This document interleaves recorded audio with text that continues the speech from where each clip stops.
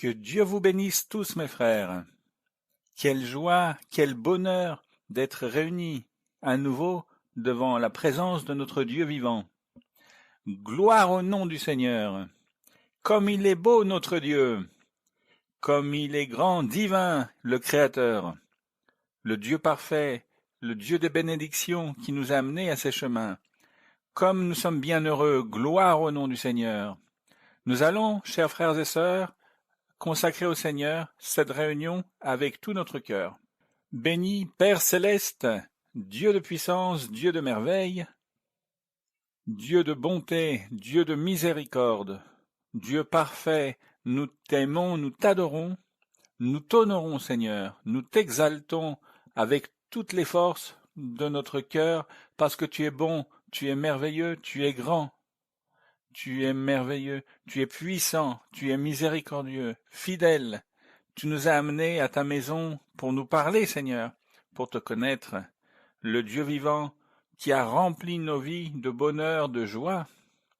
Nous sommes les plus heureux de cette terre, Seigneur. Nous avons tant de joie, tant de bonheur dans notre cœur, que nous voulons te louer, que nous voulons chanter à ton saint nom, nous voulons lire la Bible, nous voulons te bénir et t'exalter. Seigneur de la gloire, reçois cette réunion, reçois ce culte que nous t'offrons de toutes les forces de notre cœur, qu'il soit agréable devant ta présence, et que tu descendes avec ton Saint-Esprit, que tu envoies le feu spirituel, la puissance d'en haut, Seigneur, et que tu nous accompagnes par ta présence, Seigneur. Nous t'aimons, nous t'adorons. Au nom du Seigneur Jésus-Christ. Amen. Et louange au Roi de gloire. Nous allons, chers frères et sœurs, lire dans notre Bible, dans l'Évangile selon Marc. Lisons dans le chapitre 16, à partir du verset numéro 15 jusqu'au verset 18. Il est très beau parce que nous le vivons dans l'Église du Seigneur. Ici, dans l'Église, nous avons le don des langues, béni soit notre Dieu. Ici, nous avons le baptême du Saint-Esprit, qui est le signe que nous avons les guérisons. Nous avons la protection de Dieu, la puissance de Dieu, la manifestation du Saint-Esprit. Et nous allons lire, mes chers frères, comme je vous disais, à partir du verset 15, pour l'exaltation et la louange de notre Dieu. Puis il leur dit, « Allez par tout le monde et prêchez la bonne nouvelle à toute la création. » Lisons tous ensemble le 16. « Celui qui croira et qui sera baptisé sera sauvé, mais celui qui ne croira pas sera condamné. Voici les miracles qui accompagneront ceux qui auront cru. En mon nom, ils chasseront les démons, ils parleront de nouvelles langues, ils saisiront des serpents. S'ils boivent quelque breuvage mortel, il ne leur fera point de mal. Ils imposeront les mains aux malades, et les malades seront guéris. Amen. Béni et loué soit notre Dieu. » Vous pouvez vous asseoir, chers frères et sœurs, très justement à propos de cette lecture que nous venons de faire, des dons de guérison, dont il est parlé ici, que nous imposons les mains aux frères et ils guérissent. Il y a un témoignage très beau d'un jeune qui se trouve en ce moment dans un centre de réhabilitation parce qu'il a une addiction aux drogues. Et là, il a été à l'église et quand il a reçu la prophétie, le Saint-Esprit lui a dit « Je vais donner la guérison à un être que tu aimes beaucoup et qui est très malade. Ne te préoccupe pas. Je vais faire cette guérison pour que tu connaisses mon pouvoir. » pour que tu connaisses ma manifestation. Et il a été très surpris par la prophétie, parce qu'il ne savait pas ce qui se passait avec sa famille. Et ces jours-là, sa grand-mère est arrivée. Elle est venue lui rendre visite et lui a dit, « Imagine-toi que j'avais des métastases, un cancer. » Et les métastases étaient très avancées et tout d'un coup, quelque chose d'incroyable, la maladie est partie. Gloire au nom du Seigneur. Et donc le jeune est resté perplexe. Il ne savait pas ce qui s'était passé, ni pourquoi Dieu lui a parlé ainsi. Donc il s'est rempli de conviction. Il a dit, « Grand-mère, tu dois aller à l'église. Dans l'église, Dieu parle, et dans l'église, nous avons le pouvoir de Dieu. Bénis le nom du Seigneur. » Et le pouvoir de Dieu est dans ces versets où il est dit, « Allez par tout le monde et prêchez la bonne nouvelle à toute la création. Nous allons chanter un hymne très beau qui nous invite à prêcher la parole du Seigneur sans avoir peur, parler sans crainte du Seigneur Jésus-Christ. L'hymne 126. N'aie point de crainte de parler par Christ. Gloire au nom du Seigneur.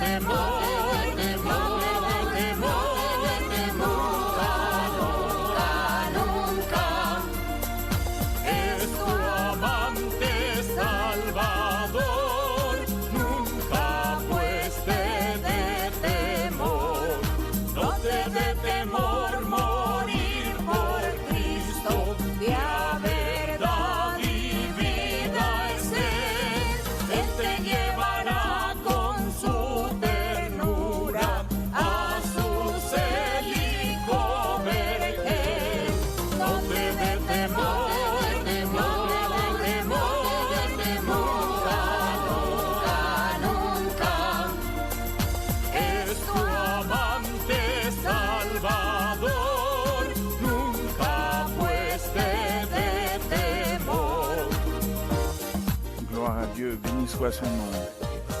Alléluia, comme il est grand notre Seigneur. Il y a aussi un témoignage qui me paraît très beau d'une sœur qui est une personne très très enthousiaste avec toutes les choses de Dieu. Elle aime parler aux gens. Elle ne craint rien de parler de Christ. Elle vit dans un pays où la grande majorité des personnes sont athées. Et dans ces jours-ci, elle devait présenter une évaluation très exigeante, une évaluation académique, et tous ses compagnons étaient très nerveux. Elle disait non, vous ne craignez rien, nous allons chercher Dieu, prions Dieu et il va nous aider.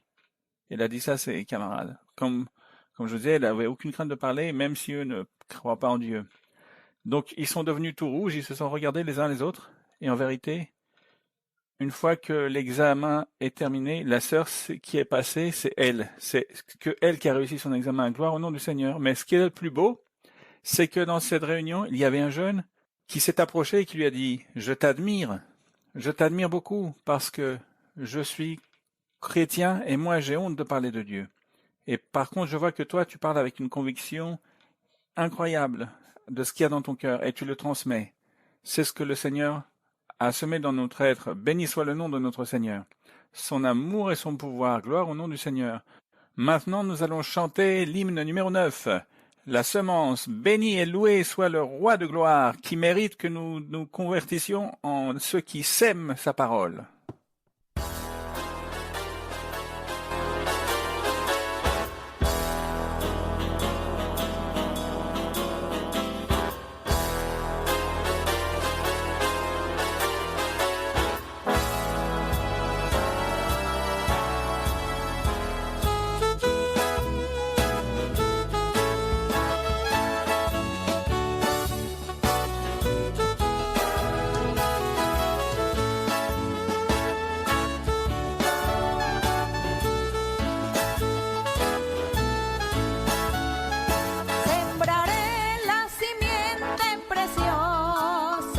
Del glorioso evangelio de amor.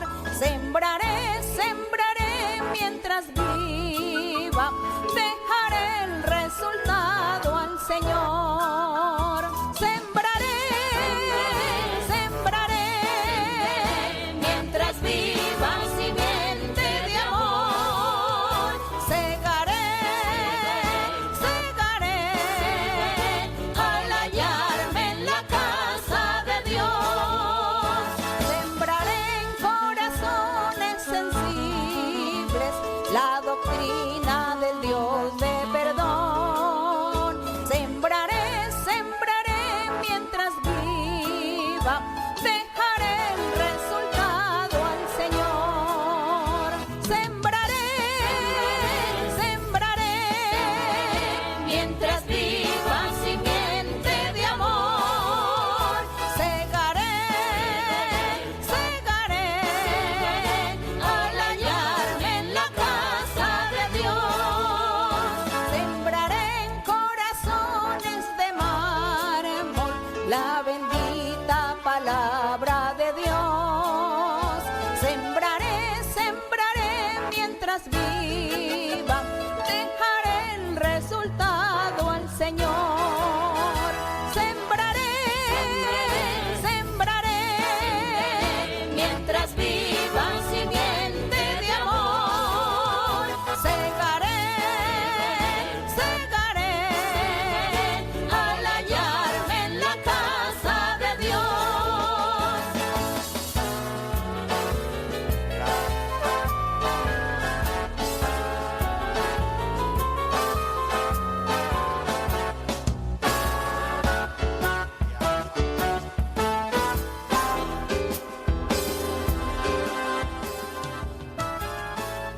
Grand est le Seigneur! Combien nous aimons notre Dieu! Notre Seigneur est si beau, merveilleux. Il y a une personne à l'église qui parle beaucoup aux gens, mais ce qui est très beau, c'est que elle amène les gens à l'église. Ces jours-ci, elle a amené un maire. Et nous ne savons pas comment elle a réussi à le convaincre, mais elle a aussi amené un taxiste. Elle a évangélisé et l'a amené à l'église. Et la même chose ces jours-ci, elle est arrivée avec une architecte qui avait un problème, et immédiatement, je ne sais pas comment elle fait, mais elle invite et elle amène les gens à l'église. Ça me paraît très beau, gloire au Seigneur.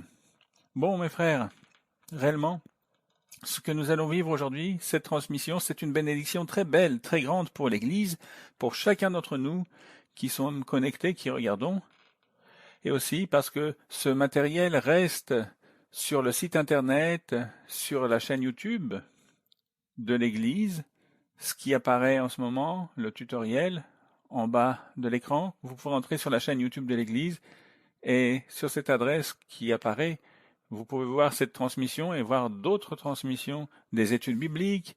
C'est un aliment spirituel merveilleux.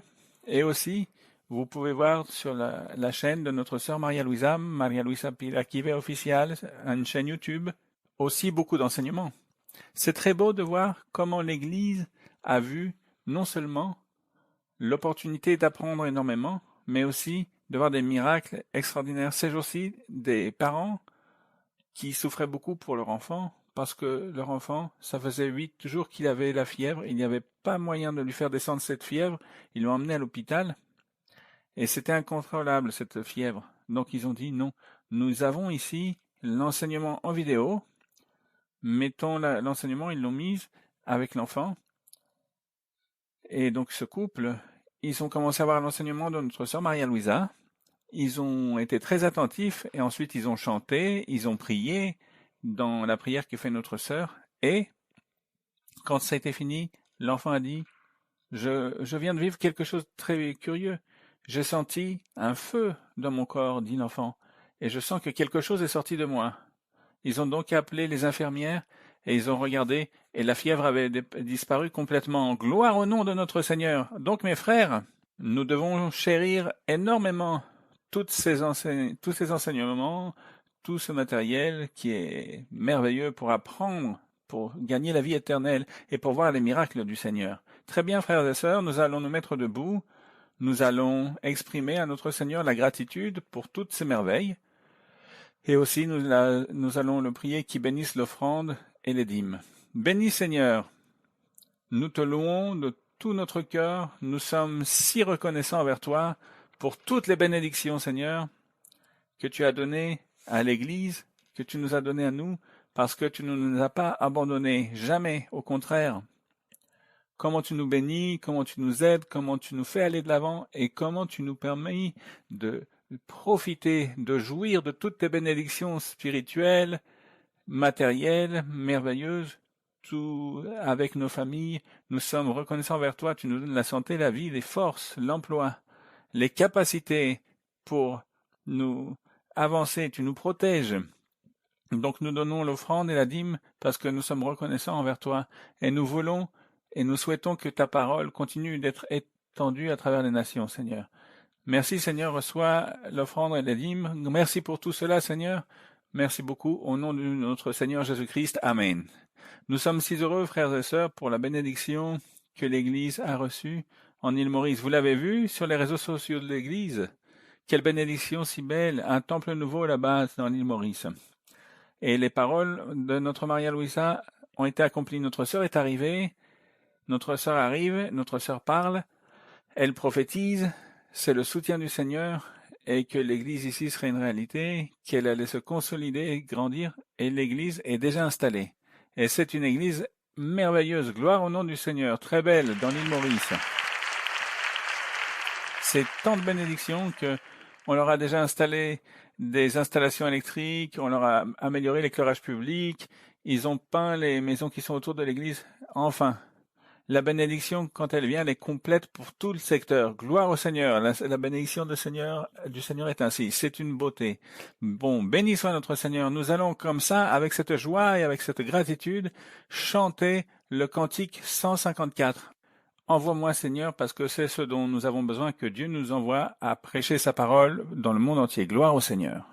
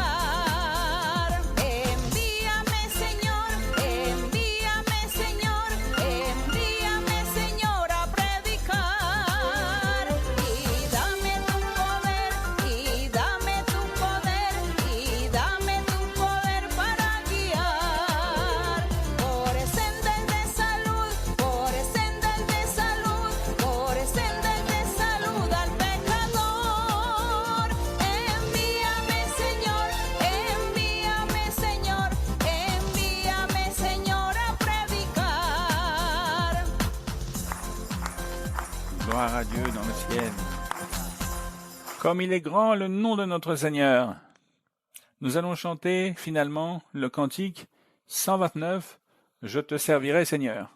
Et c'est ce que nous souhaitons tous faire. Qu'il en soit ainsi. Gloire à Dieu.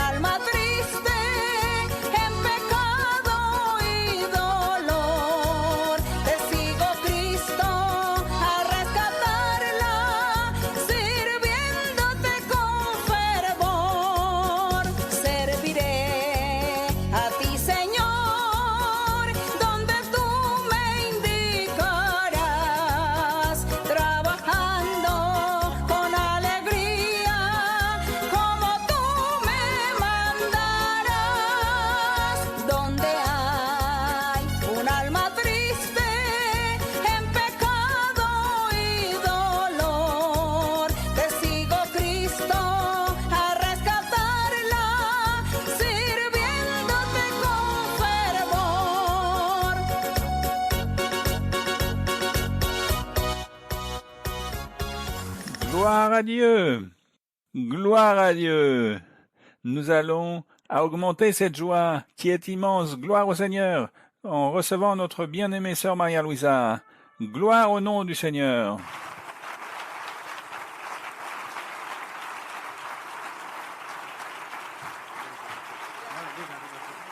Que Dieu vous bénisse.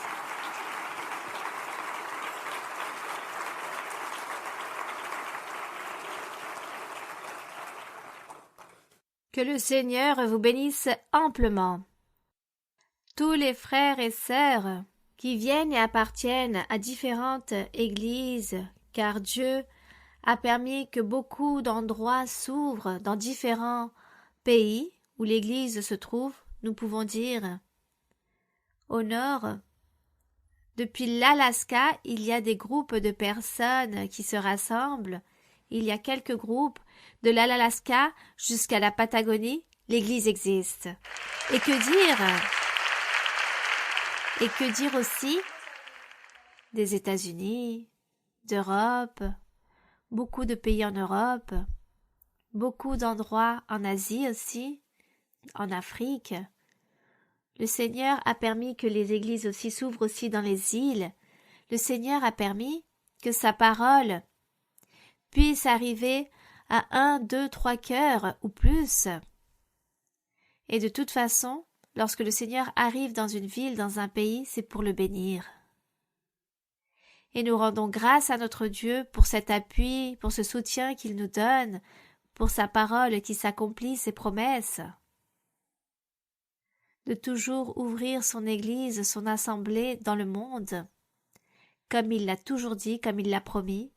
Nous voyons son accomplissement. Et nous nous rendons compte qu'il s'agit de bien Dieu qui fait toutes les choses, tout le travail.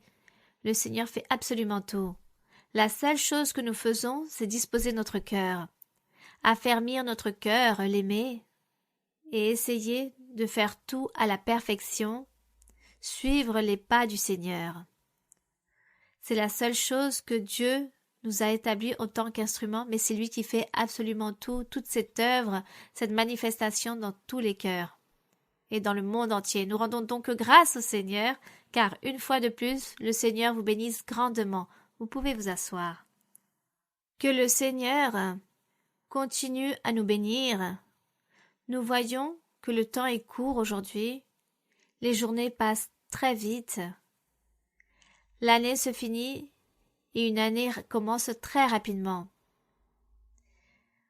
Il semblerait que le temps passe à une vitesse incroyable, mais de toute façon nous devons donc profiter du temps, qu'il soit court ou long, nous devons en profiter pour apprendre de Dieu, pour parler au sujet de Dieu, et toujours lui être agréable à tout instant de notre vie, à tout moment dans notre vie matérielle, qu'il s'agit dans le travail, dans l'entreprise, dans les études. À tout moment, peu importe notre occupation, nous devons toujours prendre un moment dans la journée pour avoir ses pensées vers notre Seigneur, notre cœur disposé pour lui plaire en absolument tout dans notre chemin que nous menons sur cette vie terrestre. Que Dieu nous aide et que nous soyons toujours fidèles au Seigneur jusqu'au dernier jour de notre vie. Ainsi est notre plus grand souhait et les promesses que le Seigneur Jésus-Christ a laissées, ici, écrites. Il a laissé aux personnes son enseignement, qu'il fallait le suivre jusqu'à la fin, que celui qui persévère, qu'il persévère jusqu'à la fin, mais c'est-à-dire jusqu'au dernier jour de la vie de la personne, que la personne persévère jusqu'à la fin, et cette personne sera sauvée. Celui qui continue fermement dans la voie du Seigneur, en train d'accomplir les commandements du Seigneur, en train de plaire à Dieu en absolument tout, en faisant sa volonté, en nous éloignant du péché, de la haine, de l'orgueil, de la vanité, de toute la méchanceté, de ne pas tromper les autres, de ne pas émettre des injures ou maudire, nous éloigner, renoncer à toutes ces choses mauvaises. Nous devons nous éloigner de toutes ces choses. Car ainsi, nous pourrons un jour obtenir cette couronne de vie, la vie éternelle, et marcher aux côtés de notre Dieu là-bas dans l'éternité. Car c'est un monde que Dieu nous offre. Il faut lire la Bible. Si vous voulez apprendre au sujet de toutes ces choses, lisez la Bible, et vous allez ainsi trouver les réponses à tous vos doutes, c'est-à-dire les réponses à toutes vos questions. Et de ce fait, Dieu vous séduira, car Dieu aime que l'être humain chérisse Dieu, lui rende grâce, car il est notre Créateur. C'est lui qui nous a tout donné, tout ce qui existe dans ce monde terrestre, alors que l'honneur et la gloire soient pour notre Dieu. Et aujourd'hui, il nous correspond de lire le livre de Matthieu, chapitre 12. Bienvenue aux personnes qui viennent pour la première fois, bienvenue aussi aux personnes récentes. Et n'oubliez pas que vous devez aller chercher aussi les églises. Rassemblez-vous à l'église la plus proche de l'église de Dieu ministérielle de Jésus-Christ international. Allez à l'église la plus proche pour que Dieu vous parle, pour qu'on puisse vous imposer les mains et recevez la prophétie, et que Dieu aussi vous donne les dons spirituels et vous bénisse. C'est très important de venir se rassembler, car Dieu veut recevoir les louanges de son peuple, de ses serviteurs, de ses croyants, et les louanges, le Seigneur les reçoit lorsque nous sommes tous rassemblés dans un même lieu, dans une même salle. Voici ce que Dieu veut aussi, que nous venions nous rassembler pour louer son nom. Alors, j'invite les personnes à aller se rassembler. Bien. Nous allons donc commencer ici, dans le chapitre 12 de Matthieu. Il est donc écrit la chose suivante. La parole du Seigneur dit ainsi. Dans le livre de Matthieu, l'histoire nous raconte ici dans le verset 1, en ce temps-là, Jésus, c'est-à-dire n'importe quel jour de l'année, car le Seigneur a commencé à prêcher sa parole, il avait 30 ans lorsqu'il a commencé à prêcher ouvertement, librement, car il se faisait connaître aux personnes, il a commencé à prêcher le royaume des cieux et à enseigner aussi la loi de Moïse à tout son peuple, pour que les personnes pratiquent les commandements de la loi de Moïse et ne pêchent plus. Voici ce qu'a fait le Seigneur. Il enseignait la loi de Moïse, il l'expliquait, et aussi, en même temps, il enseignait le royaume des cieux. Ce n'est pas si différent que cela. Il n'y a pas de grande différence avec la loi. Il a prêché durant 3 ans consécutifs. Mais ces 3 ans, il y a eu beaucoup de milliers de miracles, de prodiges selon Jean. Si tous les témoignages auraient été écrits, il n'y aurait pas assez de place dans un seul même livre. Mais nous savons et nous pouvons nous imaginer tout ce que le Seigneur a pu faire dans l'ancien temps, car aujourd'hui, le Seigneur continue à réaliser des miracles au milieu de nos vies. Au milieu de l'assemblée de l'Église, au milieu de beaucoup de personnes, même qui viennent pour la première fois, qui écoutent la parole de Dieu et reçoivent les prodiges, les miracles du Seigneur. Nous rendons grâce au Seigneur. Il est donc écrit: en ce temps-là, Jésus traversa les champs de blé un jour de sabbat, c'est-à-dire un jour de repos le samedi. Ses disciples, qui avaient faim, se mirent à arracher les épis et à manger. Supposons que ces épis pouvaient être de blé ou d'avenne, car c'est ce que, à l'époque, dans l'ancien temps, il y avait tout ce genre de céréales qui se cultivaient. Et les pharisiens, voyant cela, lui dirent, car les disciples étaient en train de faire cela un jour de sabbat. Il s'était interdit de réaliser n'importe quel travail dans la loi de Moïse le jour du sabbat. Et les pharisiens étaient là, derrière, pour critiquer, prêts à murmurer et à poser des questions. Tous les pas et les faits du Seigneur. Donc les pharisiens, voyant cela, dirent au Seigneur: voici tes disciples font ce qu'il n'est pas permis de faire pendant le sabbat. Mais Jésus leur répondit: n'avez-vous pas lu ce que fit David lorsqu'il eut faim, lui et ceux qui étaient avec lui? Les personnes qui ont lu la Bible, cette histoire, il me semble que nous la trouvons dans le livre de Samuel, si je ne me trompe pas. Dans le livre de Samuel, du prophète Samuel, nous trouvons cette histoire au sujet de David, qui allait à un certain endroit. Il avait très faim, lui, avec toute son armée. Et comme il n'y avait rien à manger, ils sont partis voir un sacrificateur, et le sacrificateur leur offrit ce pain qu'il pose sur la table, les pains de proposition. Ils ont donné ça à David pour qu'il mange, et cela était interdit, car ce pain de proposition, seuls les sacrificateurs pouvaient en manger, ainsi que leurs fils et leur propre famille. Mais ce jour-là, le sacrificateur en donna à David. À première vue, il semblerait que cela, normalement, n'était pas permis qu'il le fasse. Et ici, il dit, le Seigneur Jésus aux pharisiens. C'est pourquoi il leur dit: vous n'avez pas lu dans l'histoire de quelle façon David et tous ceux qui l'accompagnaient ont eu faim. Ils sont entrés dans la maison de Dieu, ils ont mangé des pains de proposition, chose qui ne leur était pas permis de manger ni à lui ni à tous ceux qui l'accompagnaient, mais juste aux sacrificateurs. N'avez-vous pas lu dans la loi que les jours de sabbat, les sacrificateurs dans le temple violent le sabbat sans se rendre coupables? Le Seigneur leur a dit cela aux pharisiens. Vous n'êtes même pas rendu compte tout ce qu'ont fait les sacrificateurs dans l'ancien temps. Ils ont profané le temple du Seigneur. Et qui leur a dit quelque chose? Qui les a jugés? Personne. Ils n'ont jamais été coupables, car il n'y a jamais eu quelqu'un qui puisse les châtier ou même les punir.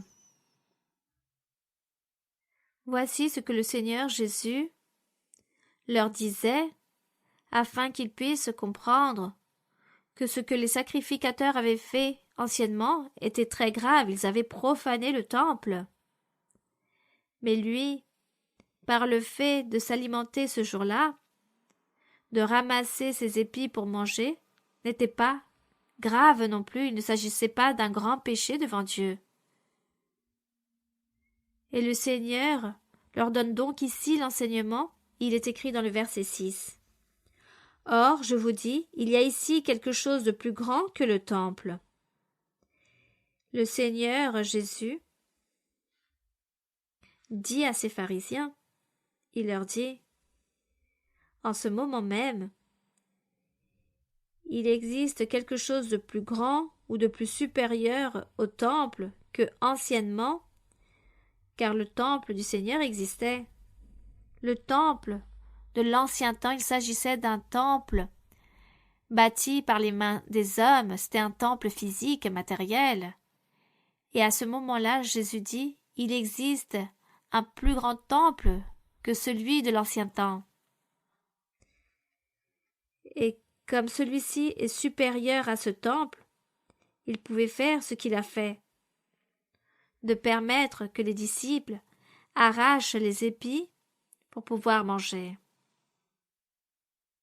Le Seigneur faisait référence que celui qui était supérieur à ce temple, c'était le Seigneur Jésus-Christ.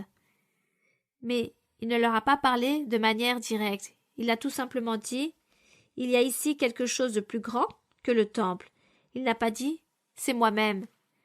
Il leur a parlé ainsi pour qu'ils puissent moyennement comprendre et entendre ce que le Seigneur disait. Verset 7. « Si vous saviez ce que signifie « Je prends plaisir à la miséricorde et non au sacrifice », vous n'auriez pas condamné des innocents. » Selon le prophète Osée prophétisait et disait « Je veux de la miséricorde, je ne veux pas de sacrifice. » Disait notre Dieu à travers de ses prophètes « Je ne veux plus de sacrifice, je ne veux pas le sang des taureaux ou des boucs, je veux un cœur parfait, un cœur pur, un cœur humble, miséricordieux, simple, voici ce que je veux. » Ce que le Seigneur disait dans sa parole. Et ici le Seigneur leur enseignait. Vous n'avez pas lu, lorsqu'il est écrit dans les psaumes, ou même dans Osée, « Je veux de la miséricorde et non des sacrifices. » Si vous pourriez comprendre ce que signifie ce verset, vous ne seriez pas en train de condamner des innocents, c'est-à-dire à ses apôtres, à ses disciples, qui, ayant faim, étaient en train de chercher comment s'alimenter. Verset 8. « Car le Fils de l'homme est maître du sabbat. Il est supérieur à ce temple, il est plus grand, il s'agit du Seigneur, c'est-à-dire le jour du repos. » Verset 8. « Car le Fils de l'homme, le Seigneur n'a pas dit « car moi, je suis ». Non, il n'a pas dit comme ça. Il a parlé du Fils de l'homme. Mais il faisait référence à lui-même. Mais pour les bons auditeurs, tous comprenaient qu'il s'agissait de lui-même. C'est pourquoi il dit « car le Fils de l'homme est supérieur et maître et beaucoup plus grand que le jour du sabbat. » C'est pourquoi il a permis que ses disciples puissent réaliser toutes ces choses. Continuons avec le verset 9. Le Seigneur continuait son parcours pour prêcher.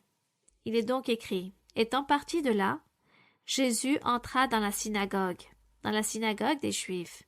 Et voici, il s'y trouvait un homme qui avait la main sèche.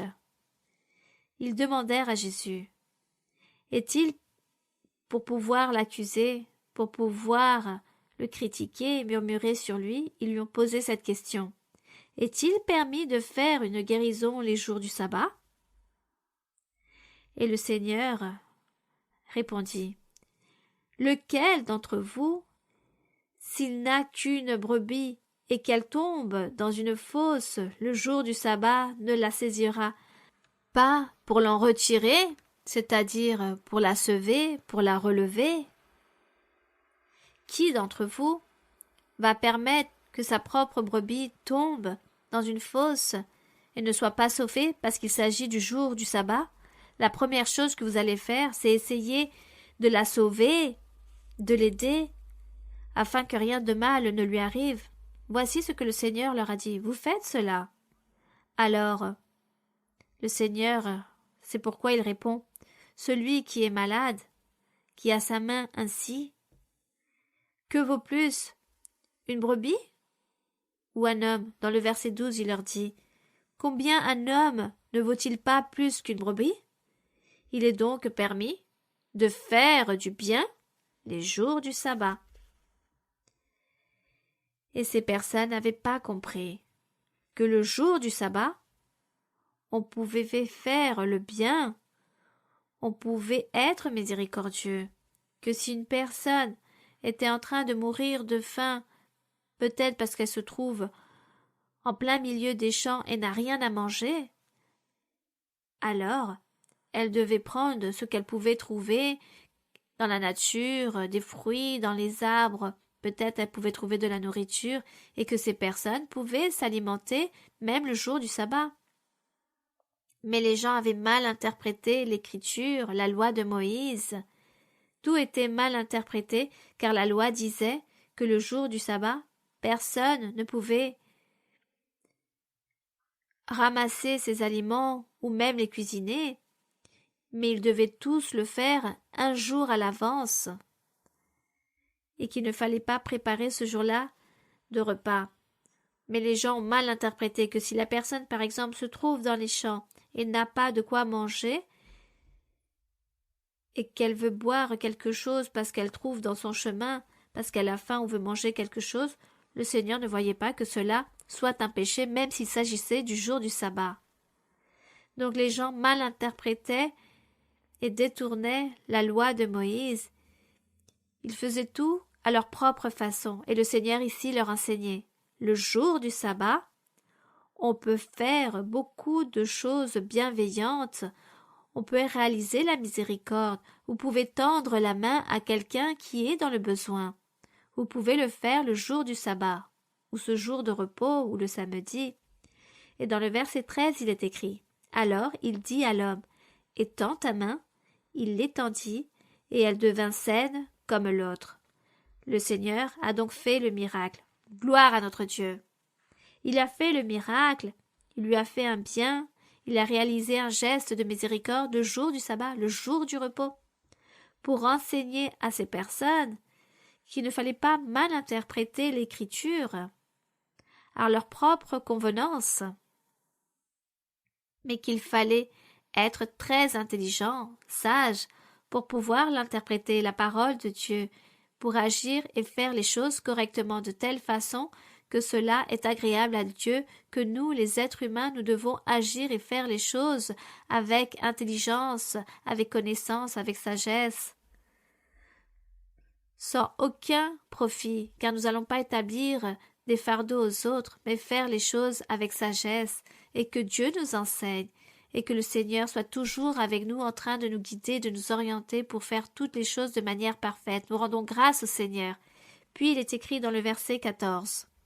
Les pharisiens sortirent, et ils se consultèrent sur les moyens de le faire périr au sujet de Jésus. Ils se sont donc irrités et n'ont pas accepté l'enseignement. Ils n'ont pas voulu l'accepter, mais ils ont continué dans leur propre erreur que le jour du sabbat, il ne fallait faire absolument rien. Bien. Et dans le verset 15, il est écrit « Mais Jésus, l'ayant su, car les pharisiens voulaient détruire le Seigneur, il s'éloigna de ce lieu. Une grande foule le suivit, et il guérit tous les malades. Le Seigneur continua donc à réaliser les miracles. Et il leur recommanda sévèrement de ne pas le faire connaître, afin que s'accomplisse ce qui avait été annoncé par Ésaïe le prophète.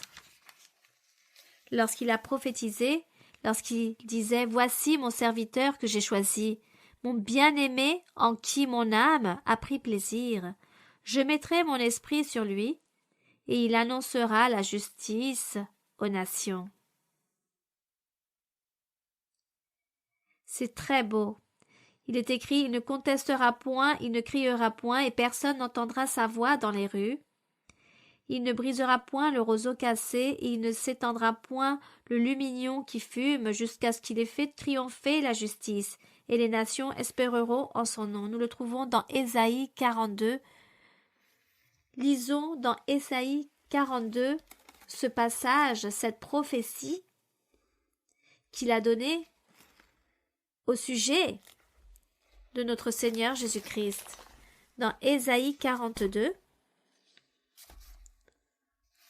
il est écrit ici dans Ésaïe 42 du verset 1 au 4, où il est écrit la chose suivante. « Voici mon serviteur, faisant référence au Seigneur Jésus-Christ. Je le soutiendrai, mon élu, en qui mon âme prend plaisir. J'ai mis mon esprit sur lui. Il annoncera la justice aux nations. »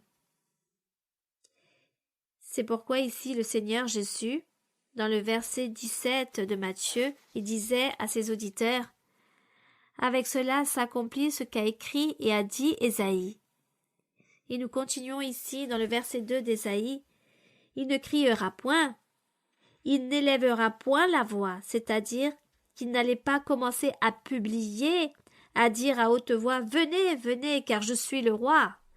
Je suis celui qui commande, je suis celui qui gouverne, qui donne les ordres, je suis le Tout-Puissant, je suis plus puissant que chacun d'entre vous.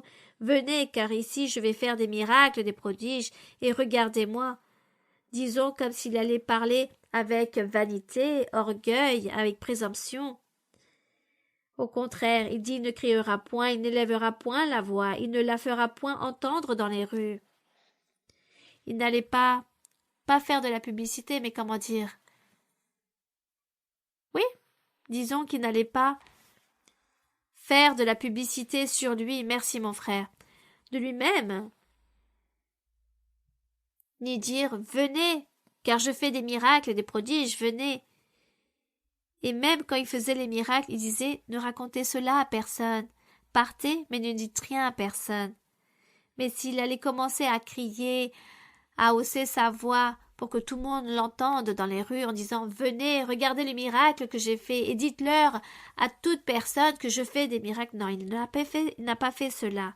Il disait à tous « Ne racontez rien à personne. » Car il voulait faire toute l'œuvre de Dieu, obéir à notre Dieu, réaliser son œuvre, son travail, à réaliser sa mission ici, mais sans aucune vanité, sans aucun orgueil, sans démontrer sa puissance aux autres, mais avec toute l'humilité et la simplicité, avec toute la sagesse.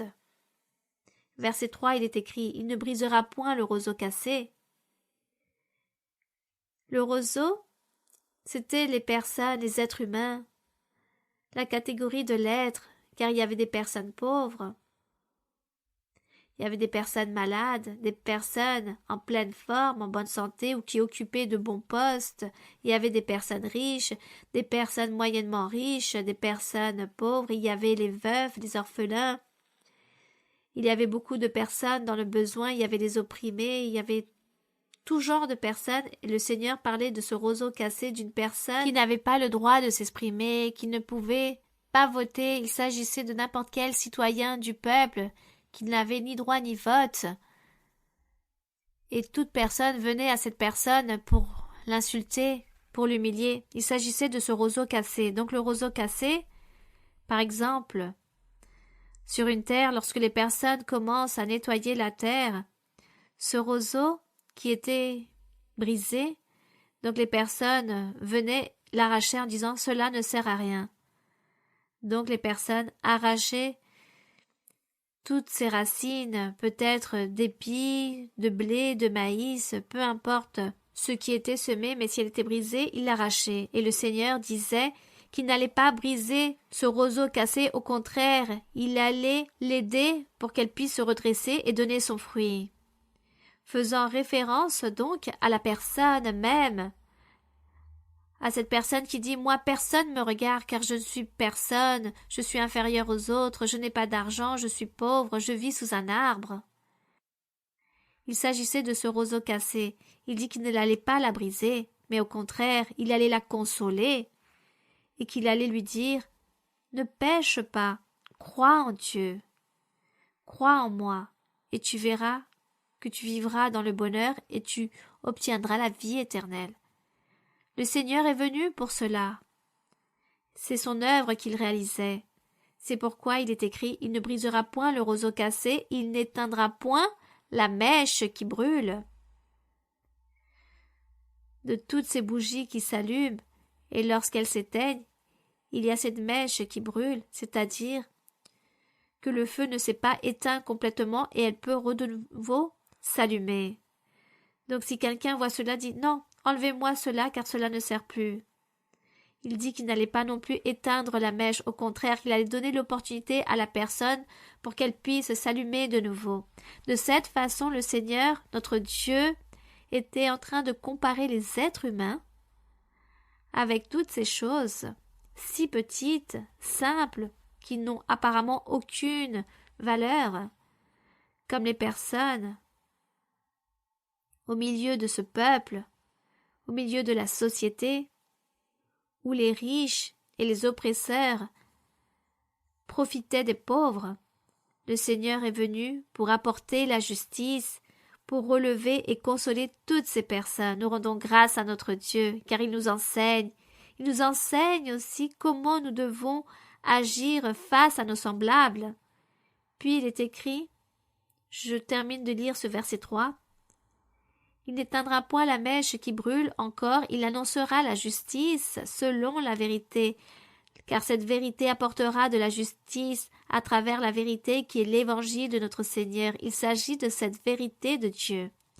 Il annoncera la justice, il ne se découragera point, il ne se relâchera point jusqu'à ce qu'il ait établi la justice sur la terre. Mais il parlait de cette terre de Judée, de Jérusalem, de ce peuple d'Israël, et que les îles, c'est-à-dire les non-juifs, et les non-juifs, espèrent en sa loi. Béni soit le nom du Seigneur, car il s'est rempli de tant de miséricorde que même nous, les non-juifs, nous étions ce roseau cassé et cette mèche qui s'éteignait, qui ne servait à rien, mais Dieu a donné l'opportunité aux non-juifs, et c'est pour cela que nous, aujourd'hui, nous sommes avec notre Dieu en train de nous réjouir avec lui de son Saint-Esprit, de ses dons merveilleux, de ses prodiges, de ses miracles, de toute sa manifestation parmi nous, et nous sommes en train de nous en réjouir, et nous rendons grâce au Seigneur pour sa miséricorde qu'il eut de prêcher non seulement à ce peuple d'Israël, mais aussi à nous, les gens non-juifs. Gloire à Dieu. Donc de nouveau ici, dans Matthieu, le Seigneur Jésus leur parlait et leur disait que s'accomplisse ce qu'a dit le prophète Ésaïe.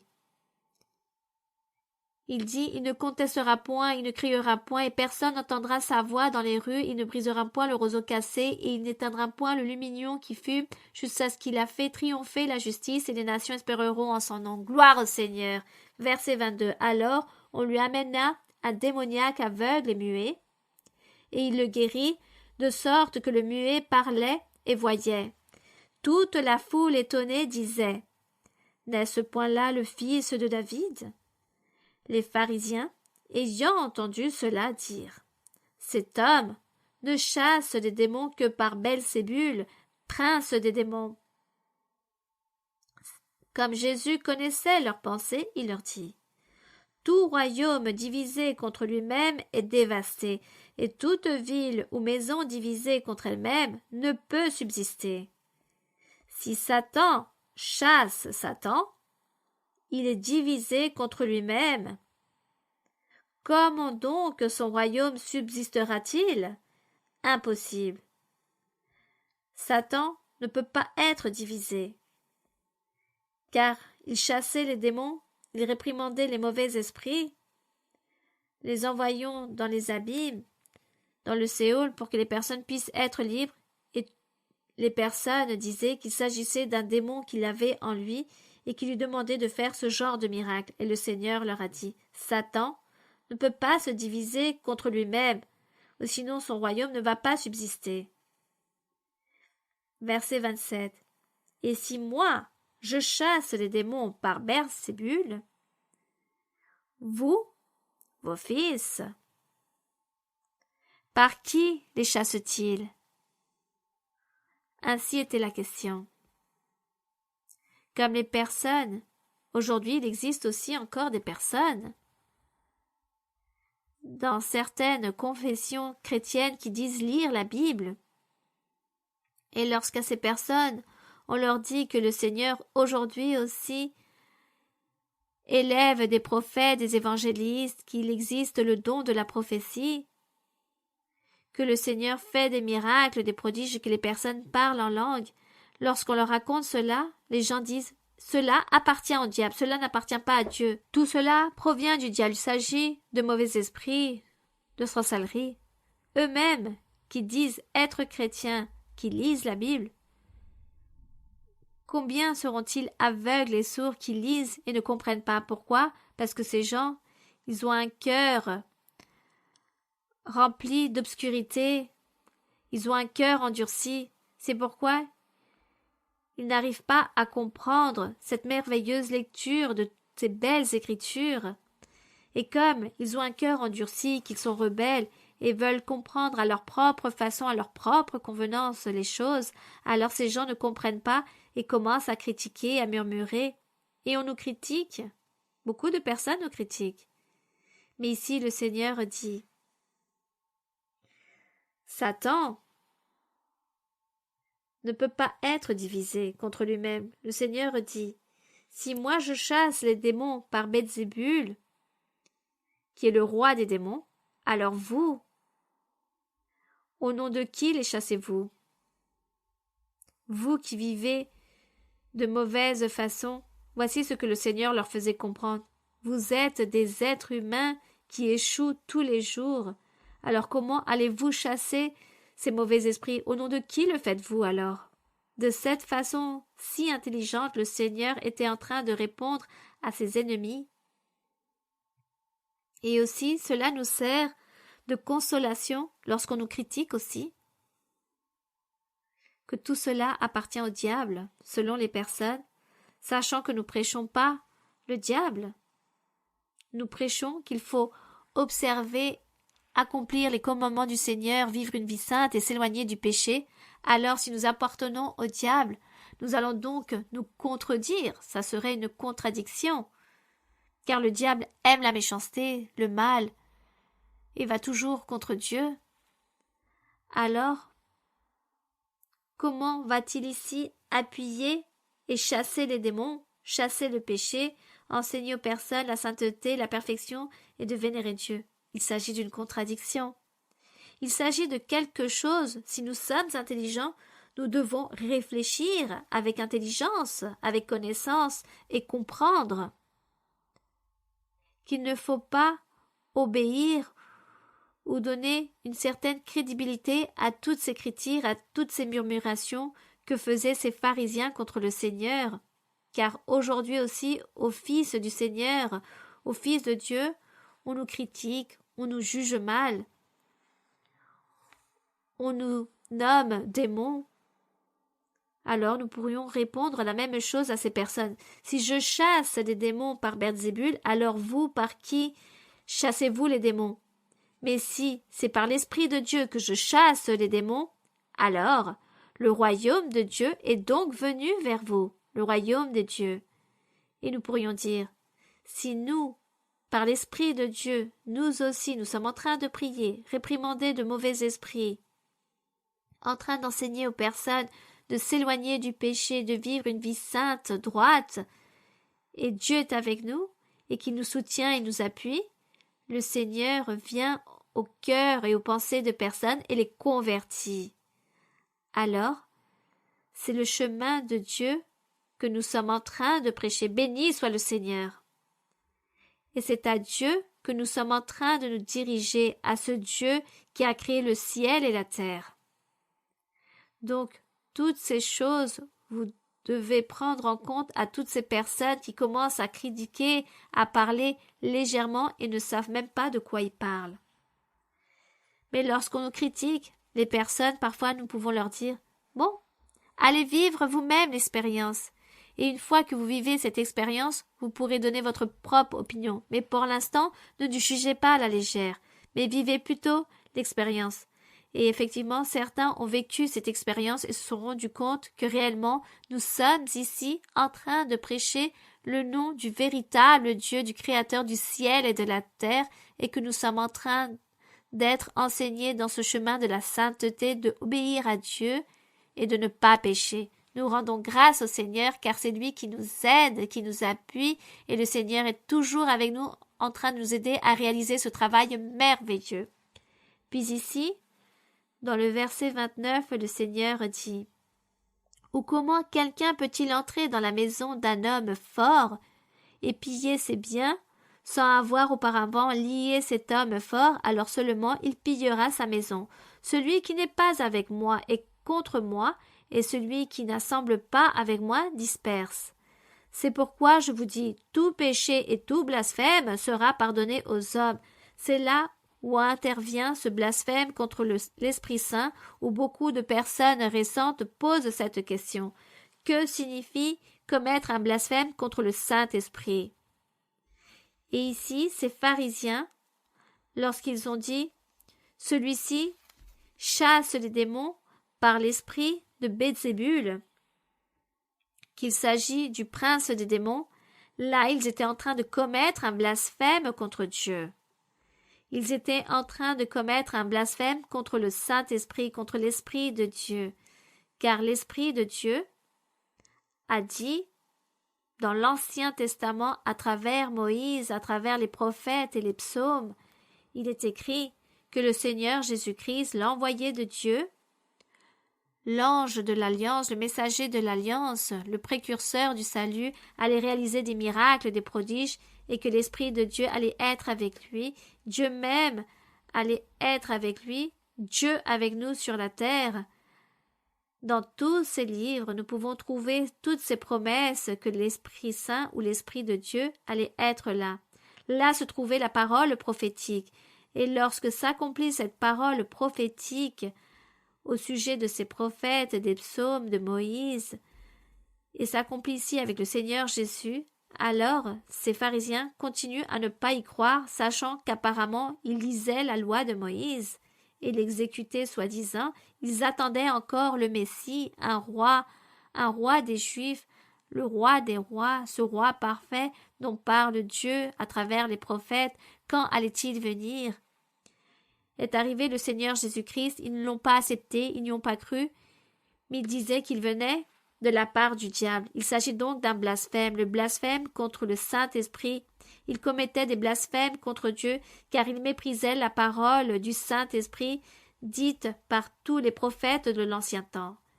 Ils ont méprisé et mis à terre toutes ces choses, donc ils ont commis un blasphème, car ils ont vu les écrits, ils les ont lus, mais ils n'arrivaient pas à les accepter, à les comprendre. Et ici, le Seigneur dit dans le verset 31, « C'est pourquoi je vous dis, tout péché et tout blasphème sera pardonné aux hommes, mais le blasphème contre l'Esprit ne sera point pardonné. » Donc, je vous dis, vous êtes en train de commettre un blasphème contre le Saint-Esprit, car le Saint-Esprit a parlé que je serais ici pour prêcher, en train de réaliser des miracles et enseigner la loi au sujet du royaume, et vous ne me croyez pas, vous dites que je viens de la part d'un démon. Donc vous êtes en train de commettre un blasphème, car l'Esprit de Dieu, lorsqu'il a parlé dans l'ancien temps, à travers Moïse, à travers les psaumes, à travers les prophètes, le Seigneur aurait dû dire toutes ces choses à tous ces pharisiens. Et ce péché, ce blasphème, ne serait donc point pardonné. C'est pourquoi nous pouvons nous rendre compte qu'ils ont bien été condamnés. Verset 32. Quiconque parlera contre le Fils de l'homme, il lui sera pardonné. Donc quiconque qui parle contre le Fils de l'homme lui sera pardonné, car il parle contre cette chair, contre une personne de chair et d'os, comme Jésus-Christ de Nazareth. Bon, celui-ci sera pardonné, mais quiconque parlera contre le Saint-Esprit ne sera point pardonné, ni dans ce siècle, ni dans le siècle à venir, car le Saint-Esprit, à travers la prophétie, à travers les prophètes, a parlé, il parle encore, il continuera à parler au sujet de sa parole, de son existence, et au sujet de ce que Dieu a, les desseins, les plans qu'il a pour les êtres humains qui croiront en lui. Le Saint-Esprit continuera à réaliser son travail, et celui qui dira qu'il ne s'agit pas du Saint-Esprit mais du diable, alors celui-ci commet un blasphème contre le Saint-Esprit. Aujourd'hui aussi, nous pourrions dire, si quelqu'un vient contre moi en tant qu'humaine que je suis, ce n'est pas très grave, tout lui sera pardonné. Mais si cette personne qui est là et dit que cette personne parle et qu'elle est remplie de démons et tout ce qu'elle dit vient du diable, alors c'est commettre un blasphème contre le Saint-Esprit, car le Seigneur en prophétie a dit à cette personne « Prêche et parle du royaume des cieux, je te mettrai à mon service, je te donnerai le don pour que tu puisses prêcher. » Donc le Saint-Esprit a donné un ordre, il a fait une promesse. Donc le Saint-Esprit aussi dit à cette personne « Et je vais te mettre à mon service pour réaliser des prodiges, des miracles, tu seras en train de prophétiser, tu feras des miracles avec ta prière ou avec l'imposition des mains, avec ton enseignement. » Le Saint-Esprit l'a dit. Donc, les gens peuvent dire « Ah, cette femme n'est pas belle, toute chose mauvaise. » mais on ne peut pas dire qu'il s'agit d'un mensonge de ce qu'elle est en train de prêcher, car c'est commettre un blasphème contre Dieu, car Dieu a parlé. C'est Dieu qui a dit que cette personne allait être à son service, et c'est Dieu qui choisit si une personne peut être là ou pas. Voici ce que signifie le blasphème contre le Saint-Esprit. Je me suis beaucoup détenue dans l'explication, car beaucoup de personnes, beaucoup de frères, de sœurs, même qui mènent beaucoup d'années dans l'Église, continuent à me poser cette question. Expliquez-nous au sujet du blasphème. Donc, excusez-moi si je me suis tant détenue à ce sujet en donnant cette réponse au sujet du blasphème contre le Saint-Esprit. C'est-à-dire qu'il s'agit d'un mensonge du diable, sachant que c'est Dieu qui est en train de parler et en train de donner un ordre. Donc notre Dieu est venu et il a mis à son service le Seigneur Jésus-Christ de Nazareth en tant que chair. Dieu a commencé à demeurer dans ce corps, dans cette chair, dans ces os, et voici ce qu'il faut respecter et chérir. Et les personnes qui disent que tout cela provient du diable, il s'agit de commettre un blasphème contre Dieu.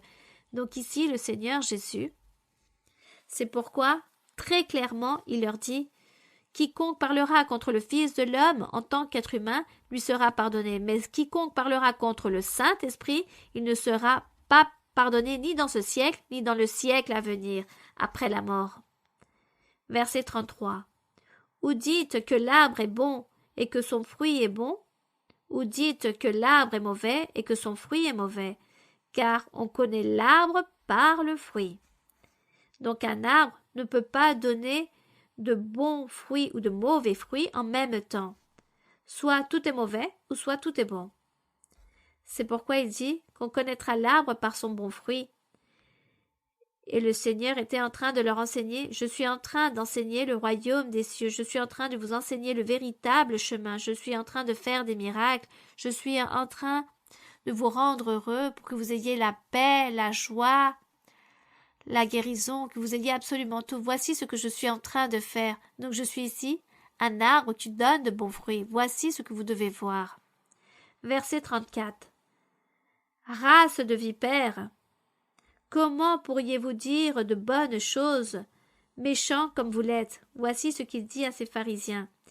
Qu'il s'agissait d'une génération de races de vipères qui commençait à parler de choses bonnes, sachant qu'il faisait des choses mauvaises en train de déplaire à Dieu.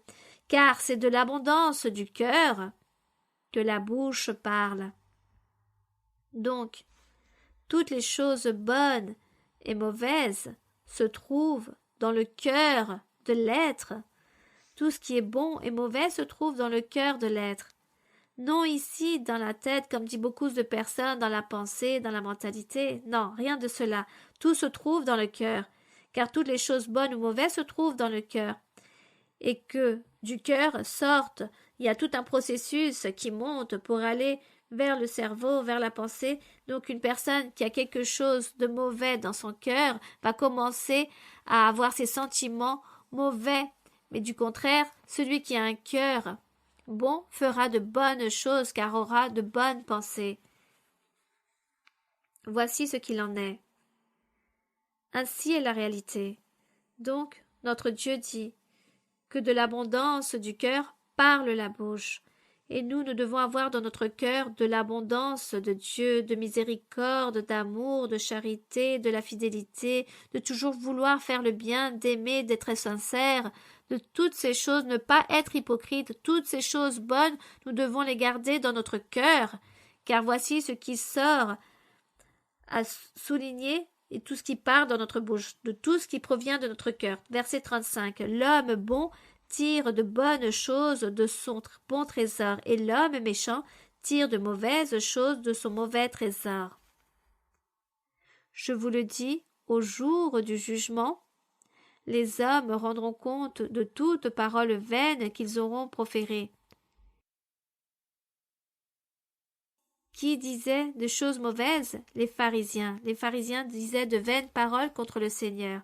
Ils avaient dit de choses très mauvaises, car il dit que toute parole dont parlent les hommes se rendront compte le jour du jugement. C'est pourquoi il est très important qu'avant de parler, nous devons réfléchir, méditer. C'est pourquoi ici, dans la tête, tout arrive, tout ce qui y provient de notre cœur. Donc il faut bien réfléchir qu'est-ce que nous allons dire pour ne pas offenser, pour ne pas blesser quelqu'un, ou l'affliger, ou le maudire, ou dire des choses qui n'en valent pas la peine. Il faut toujours réfléchir avant d'ouvrir la bouche et de parler. Verset 37. Car par tes paroles, tu seras quoi? Justifié, et par tes paroles, tu seras quoi? Tu seras condamné. Donc, faisons très attention lorsque nous parlons, car nous ne pouvons pas parler à la légère, ou commencer à dire de faux témoignages, un mensonge contre quelqu'un, ou lancer une calomnie, une injure. Non, tout cela déplaît à Dieu, et Dieu peut nous condamner à cause de toutes ces choses. Que Dieu nous garde et nous protège de toutes ces choses, que le Seigneur nous aide à continuer de l'avant, à persévérer et à triompher dans notre vie spirituelle. Verset 38, il est écrit: Alors quelques-uns des scribes et des pharisiens prirent la parole et dirent: Maître, nous voudrions te voir faire un miracle. Ils avaient déjà vu tous les miracles et les prodiges durant toute la journée, mais ils demandaient de vouloir voir un miracle. Et le Seigneur leur répond: Une génération méchante et adultère. Le Seigneur ici traitait ses scribes et ses pharisiens en disant qu'ils étaient une génération mauvaise qui commettait des adultères. Pourquoi? Parce qu'ils commettaient des adultères avec la véritable doctrine de notre Dieu. Ils mal interprétaient la loi de Moïse. Ils étaient infidèles. C'est pourquoi le Seigneur leur dit: Génération méchante et adultère. Il dit: Une génération méchante et adultère demande un miracle. Il ne lui sera donné d'autre miracle que celui du prophète Jonas. Et même en récitant ces paroles, ils sont restés sans comprendre. Car il est écrit: De même que Jonas fut 3 jours et 3 nuits dans le ventre d'un grand poisson, de même le Fils de l'homme sera 3 jours et 3 nuits dans le sein de la terre. Ils n'avaient pas compris cela. Mais nous savons qu'il parlait de la mort du Seigneur, qu'il allait mourir et qu'au bout du 3e jour, il allait ressusciter. Verset 41. Les hommes de Ninive se lèveront au jour du jugement avec cette génération, c'est-à-dire contre les scribes et les pharisiens. Avec cette génération vont se lever les hommes de Ninive. Ils seront condamnés parce qu'ils se repentirent à la prédication de Jonas. Et voici, il y a ici plus que Jonas. Dans ce lieu, il y a notre Seigneur Jésus-Christ, le Sauveur, le Messie, l'envoyé de Dieu. Il était plus grand que Jonas. Et les hommes de Ninive se seront repentis lorsque le Seigneur a prêché. Et le Seigneur qui était plus grand que Jonas, ils ne lui ont pas cru. C'est pourquoi il leur dit ici que le jugement sera encore plus fort pour eux qui écoutaient le Seigneur Jésus. Le châtiment allait être plus grand que les personnes qui habitaient à Ninive. Voici ce qu'il disait. Verset 42. La reine du Midi se lèvera au jour du jugement avec cette génération, encore une fois, les scribes et les pharisiens, les sacrificateurs, les gouverneurs, les chefs qui se trouvaient à ce moment-là, qui n'ont pas cru en le Seigneur. Il s'agit de cette nouvelle génération. Donc la reine du Midi se lèvera au jour du jugement avec cette génération et la condamnera, parce qu'elle vint des extrémités de la terre pour entendre la sagesse de Salomon. Et voici, il y a ici plus que Salomon. C'est-à-dire, à ce moment-là, il y avait qui? Le Seigneur Jésus-Christ. Il était supérieur à Salomon aussi. Ici, dans le verset 43, il est écrit: Lorsque l'esprit impur, donc là il change de sujet, on parle d'un autre sujet de l'enseignement que le Seigneur menait ici par le fait de ne pas croire en lui et de mal le juger. Il est écrit: Lorsque l'esprit impur est sorti d'un homme, il va par des lieux arides, cherchant du repos, il n'en trouve point. Il dit donc: Je retournerai dans ma maison d'où je suis sorti, et quand il arrive, il la trouve vide, balayée et ornée. Ici on peut comprendre que l'esprit impur sort de l'homme lorsque le Seigneur réalise une délivrance aux serviteurs du Seigneur, aux croyants, lorsqu'ils ont prié pour une personne qui est remplie de mauvais esprits et sort ces mauvais esprits de cette personne et la personne se sent libre. Donc on dit que ces mauvais esprits sortent et cherchent un repos, car les mauvais esprits aiment vivre dans des corps physiques, dans des corps des êtres vivants, pour pouvoir prendre repos sur eux. Donc il dit, ce mauvais esprit, lorsqu'il ne trouve pas ce repos, il retourne dans sa maison, c'est-à-dire je suis sorti de là, mais je veux de nouveau entrer et posséder cette personne dont j'étais bien. Car il s'avère que cette personne qui était libre de ces mauvais esprits, de ces démons, son devoir était de suivre le chemin du Seigneur, prier, louer le Seigneur, glorifier le Seigneur, obéir au Seigneur. Cette personne doit suivre le chemin de la sainteté. Mais il s'avère que cette personne a été libre de mauvais esprits, mais la personne a continué à vivre dans le péché. Elle a continué à vivre dans son propre péché comme toujours. Et c'est pourquoi il est écrit dans le verset 44, le démon dit « Je retournerai dans ma maison d'où je suis sorti, et quand il arrive et il la trouve vide, balayée et ornée, c'est-à-dire ce cœur de cette personne n'avait pas Dieu en elle, il était vide, sans Dieu. Elle était complètement balayée et prête pour que quelqu'un d'autre de mauvais vienne y habiter. Si cette personne aurait suivi le chemin de Dieu, serait repentie et aurait vécu une vie sainte, alors lorsque les démons voulaient y retourner, cette maison allait être occupée, car dans le cœur de cette personne, il y aurait Dieu. Et les démons auraient dit « Je ne peux pas y entrer ». Verset 45. Il s'en va et il prend avec lui 7 autres esprits plus méchants que lui, et ils entrent dans la maison. Bien sûr, si une personne continue et s'obstine à vivre dans le péché, son cœur est donc plus mauvais, donc les démons viennent posséder ce cœur.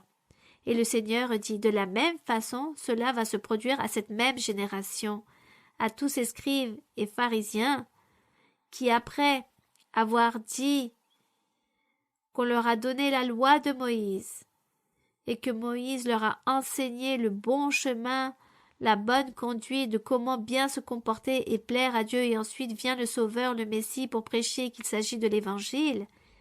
Et ces personnes, au lieu d'être libres, d'être délivrées, d'avoir Dieu dans leur cœur et accepter le Seigneur Jésus comme le Sauveur, ce qu'ils ont fait, c'est le rejeter et le mépriser. Donc, la vie qu'ils vont mener sera pire que celle qu'ils vivaient avant, car ils péchaient par le fait de ne pas accomplir la loi de Moïse à cavalerie, donc maintenant leur vie va être pire, Dieu va les châtier, car ils ont méprisé la loi de Moïse, n'ont pas accepté le Sauveur, le Seigneur Jésus-Christ, qui est le Sauveur, le Roi. Il s'agit du chemin de la vie et de la vérité qui mène à la vie éternelle. Alors, comme ils ne l'ont pas accepté, le Seigneur Jésus leur disait « Votre situation sera pire qu'avant. Votre vie va être pire.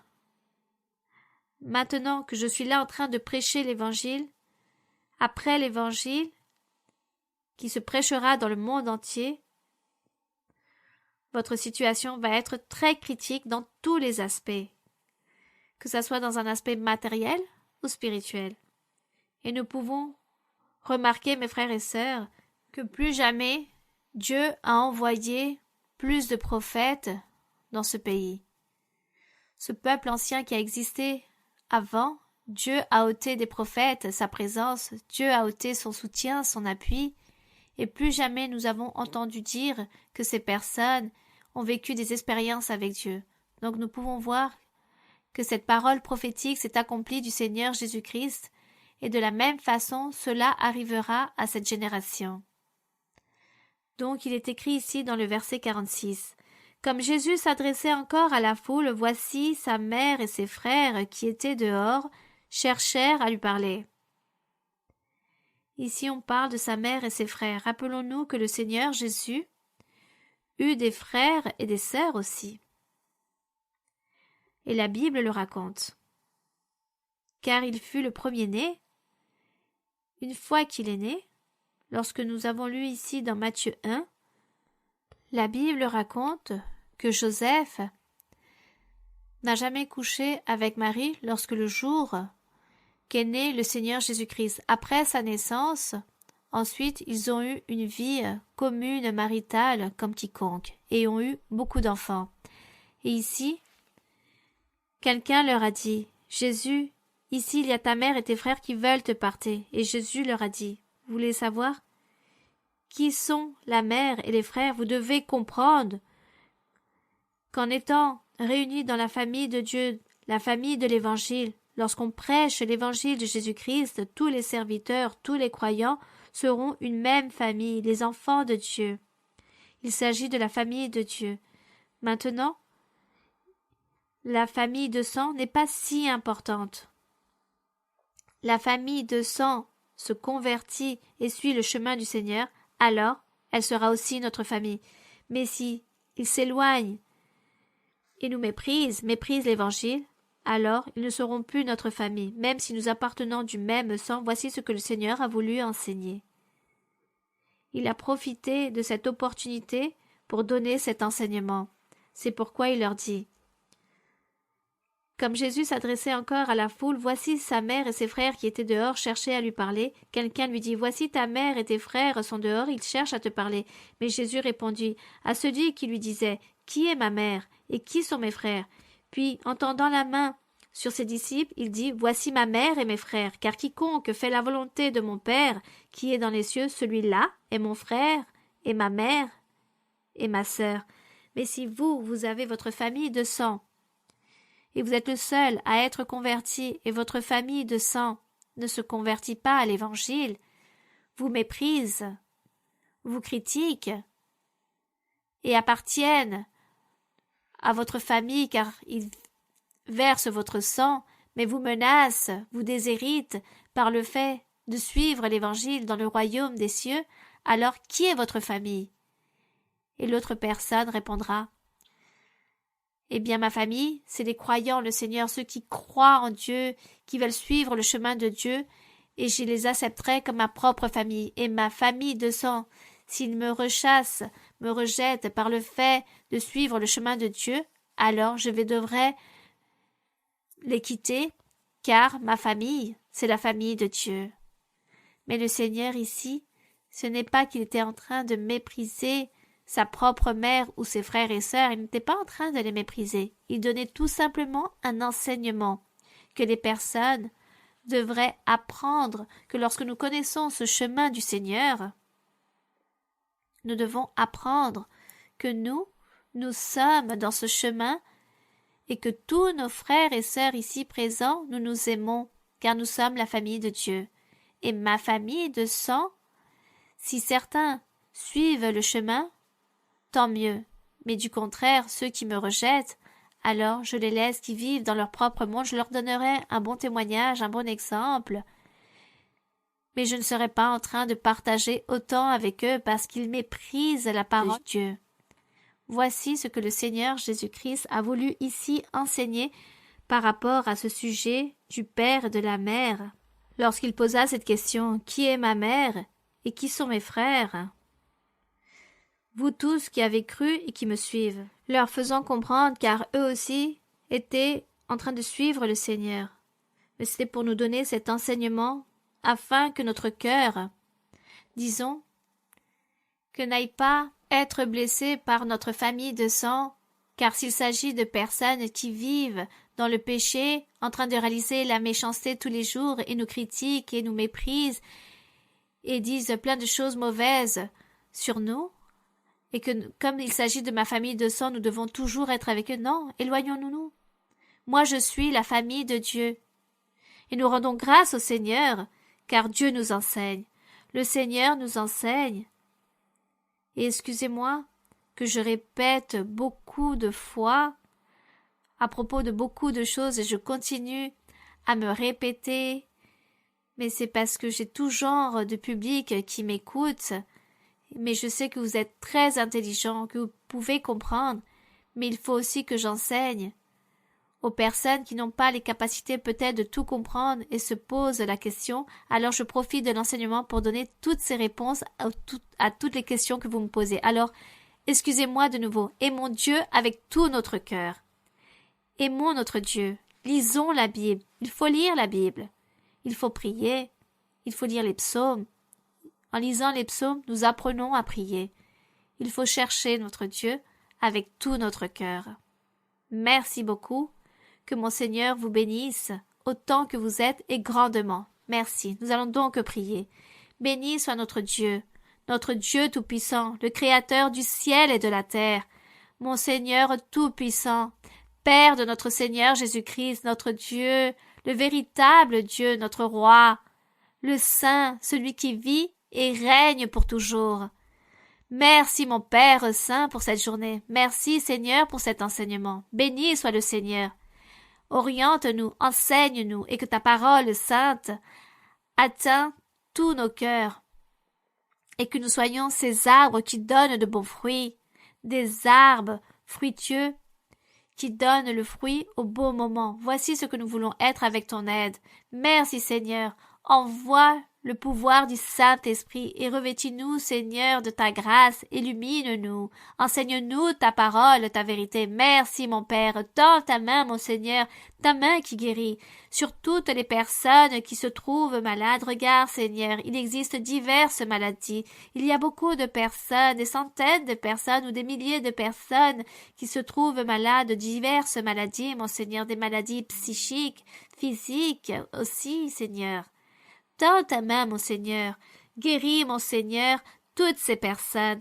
Tends ta main et donne-nous la guérison, donne-nous la bonne santé et aide-nous, Seigneur, à ôter toute douleur, toute sorcellerie, toute malédiction, tout envoûtement. Aide-nous, Seigneur, à détruire ces chaînes diaboliques, à détruire l'œuvre de l'ennemi, sa cupidité, son envie. Garde-nous, protège-nous, mon Seigneur, que ta malédiction nous accompagne. Merci, au nom glorieux de Jésus-Christ, ton Fils bien-aimé, que l'honneur et la gloire et la louange soient toujours pour le Seigneur, aujourd'hui et pour toujours. Amen. Gloire au Seigneur. Su gloria cubrió los cielos y la tierra se llenó de su alabanza. Su gloria cubrió los cielos y la tierra se llenó de su alabanza. Y el resplandor fue como la luz, rayos brillantes salían de su mano. Y el resplandor fue como la luz, rayos brillantes salían de su mano. Nous remercions le Seigneur. Que l'honneur et la gloire soient pour notre Dieu. Que mon Seigneur vous bénisse grandement autant que vous êtes. Une grande bénédiction pour chacun d'entre vous. Des pluies de bénédiction. Merci. Et pour les enfants, un bisou. Et pour vous, je vous embrasse très fortement. Que Dieu vous bénisse. Merci, à très bientôt.